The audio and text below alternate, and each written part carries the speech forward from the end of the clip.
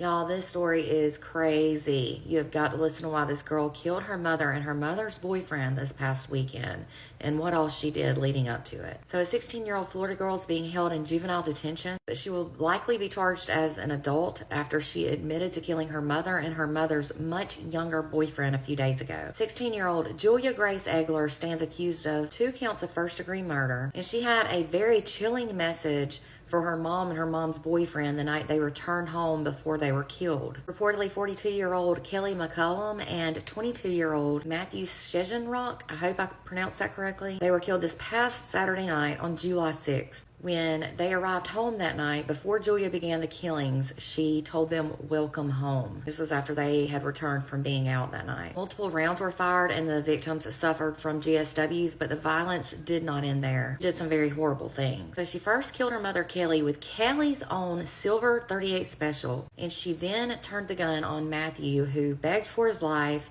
and he took off running to the bathroom to hide out. When Julia made it to the bathroom and got in, she started to stab Matthew repeatedly with a hand knife, and then she used a gun to finish him off. At around 12:06 a.m. on Sunday morning, she made a phony 911 call where she was crying hysterically and said that some man had broken into their residence. When officers got to the home, they met Julia outside, and she stuck to her story about the burglar, at least at first. She told authorities that she hid inside her bedroom with her pit bull dog when she started to hear noises supposedly happening in other areas of the home. However, after she was repeatedly questioned, her story fell apart, and she eventually confessed that she was indeed the killer. One of the first clues was finding the handgun that belonged to her mother. It was just outside of Julia's window of her bedroom, and there were also bloody footprints all over the place that matched Julia's shoes. And furthermore, the bloody chef knife was just simply left out on the counter, and there was a trail of blood that led to the bathroom. During another interview with authorities at the station, Julia admitted that she broke into her mom's bedroom to steal the gun and some ammo. She then put the loaded gun and a kitchen knife inside of her pockets and waited for the couple to get home. It was 10:30 p.m. when they arrived to the house, and then the killings began. Reportedly, the only reason Julia stopped shooting Matthew was because she ran out of bullets, and then she started to use a kitchen knife. Later, it was admitted by her that Matthew begged her to grab one more bullet that she could have found in her mom's bedroom and reload the revolver with a final round and shoot him in the head.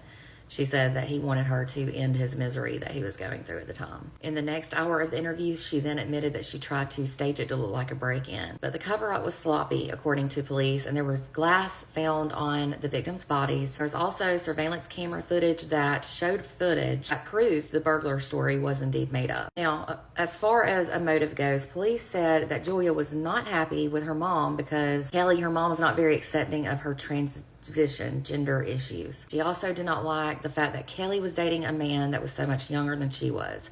A 20-year difference. Matthew was closer in age to Julia than he was with Kelly. It was said that these issues had been simmering for a while. It was also said that the teen had reached a boiling point by the time the shootings occurred. That was over the gender issues and the age gap. A delinquency hearing will be held later this month, and that will determine whether or not she'll be charged as an adult. This is absolutely terrible, and my heart and prayers go out to the victims, family, and friends.